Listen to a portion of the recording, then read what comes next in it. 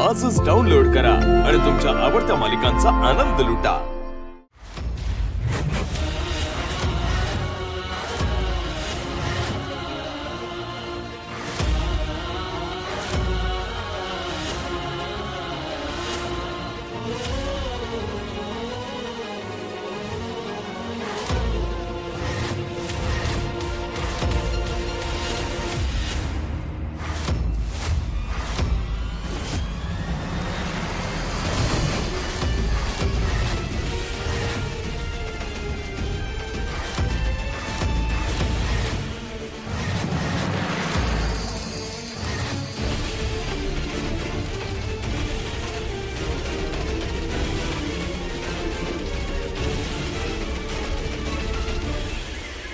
तर मी आहे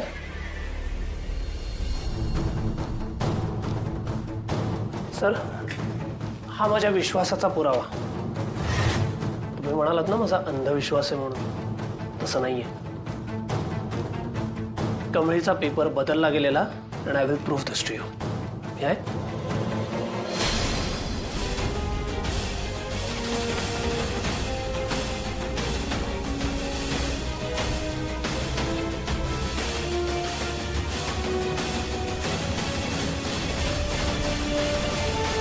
हे बघा सर, हा कमळीचा खरा पेपर आहे and she has scored 35 out of 50. तुम्ही बघू शकता सर, आपल्या स्टाफनी सगळ्या स्टुडंट्सचे पेपर्स हे प्रामाणिकपणे चेक केले, त्याबद्दल माझं काहीच म्हणणं नाहीये। पण कोणीतरी मुद्दामून खऱ्या आन्सर शीटच्या जागी खोटी आन्सर शीट ठेवली। सर, आय होप आता तुम्हाला पटलं असेल की कमळी फेल झाली नाहीये। आय जस्ट होप की आता तरी कमळीला तिचं शिक्षण पूर्ण करण्याचा आणि स्वप्न पूर्ण करण्याचा हक्क मिळावा। मला एक सांगाल, कोण आणि कशासाठी हिच्या उत्तरपत्रिकेमध्ये घोळ करेल? संपूर्ण वर्गामध्ये फक्त हीच नापास व्हावी यासाठी मुद्दाम प्रयत्न कोण करेल? हिला टेस्टमध्ये इंटरेस्ट नाही, अभ्यासामध्ये रस नाही, केवळ मुंबईमध्ये येऊन शिकायचं अशी इच्छा असून भागत नाही। सर, तुम्ही जिला खोटं ठरवू पाहताय तिची फसवणूक केली गेली आहे हे तुम्हालाही माहिती आहे sir. So I just hope की कमळीला एक चान्स परत मिळावा। सर, सगळ्यात महत्त्वाचं म्हणजे या मुली खेडेगावातून आल्या आहेत, मराठी मीडियममध्ये शिकल्या आहेत, याचा अर्थ त्यांना इंग्लिश येतच नाही, त्यांचं इंग्लिश कच्चं आहे हा समज चुकीचा आहे ना।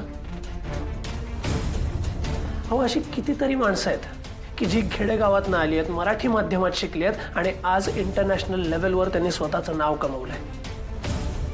मुळात हे पालक आहेत ना, हेच मुलांच्या मनात इंग्लिश भाषेबद्दल भीती पेरतात। मुळात इंग्लिश ही फक्त भाषा आहे, इतर भाषांसारखी। आपण आपल्या देशात त्याला स्किल म्हणून बघतो फक्त। तुम्ही इंग्लिश शिका तरच तुम्ही केपेबल आहात, तरच तुम्ही सुशिक्षित आहात आणि तरच तुम्ही एका विशिष्ट क्लासमध्ये वावरू शकता। हा जो गैरसमज आहे ना, या गैरसमजाला खतपाणी घातलं जातं sir. As a teacher, as a English teacher, माझं पहिलं काम हे आहे की मुलांच्या मनातनं ती भीती सगळ्यात पहिले काढून टाकली गेली पाहिजे आणि ते मी केलंय सर। म्हणूनच खूप कॉन्फिडेंटली मी बोलू शकतो की कमळी ह्या एक्झाममध्ये पास झाली आहे। ते फक्त तुम्ही मान्य करत नाही आता। सो प्लीज ही गोष्ट आता मान्य करा आणि कमळीला पुन्हा एक चान्स द्या।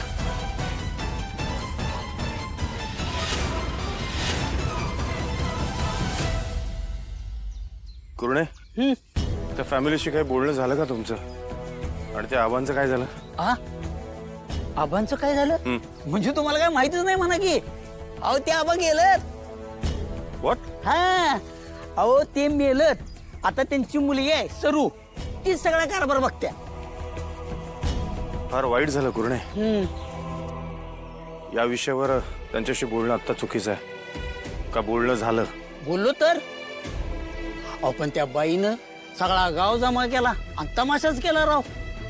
दांडक घेऊन मागं लागली, म्हणाली परत जर इथं आलास तर तुझा जीवच घेईन। अहो, मग परत कशाला जाते कोण? कुरणे, याचा अर्थ तुम्हाला आणि रागिणीला त्यांच्याशी नीट बोलताच आलं नाही तर कशाला कोण उगाचच त्रागा करेल नाही का? असो, बाकीचं मी बोलतो त्यांच्याशी आता। छत्री बंद करा, पाऊस गेलाय. आई तुळजाई, यांनी अजून बी मला ध्यानात ठेवले. हे मला विसरले नाही. हे मला अजून बी इतका जीव लावत्यात. त्यासने जर का कळलं का मी आणि कमळी जिवंत आहे तर हे काय करतील? तुलाच माहित बाई काय लिहिलंय आमच्या नशिबात ते.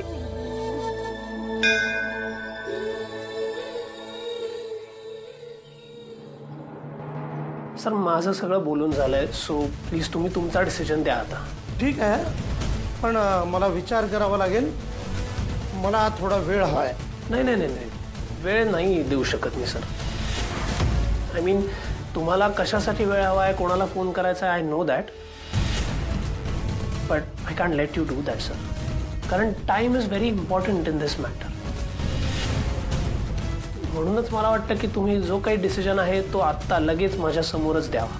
तसंही तुम्हीच म्हणता ना की आपल्या कॉलेजची सिस्टीम सगळी ट्रान्सपरंट आहे, म्हणून विचार कसला करायचा आहे. आय थिंक कमळीला परत एक्झाम द्यायची परमिशन द्यावी हा एवढा एकच मार्ग आहे. जे काय खरं खोटं आहे ते सगळ्यांसमोर येईलच की. हां ठीक आहे, आता तुम्ही म्हणताय तर घेऊया हिची पुन्हा परीक्षा.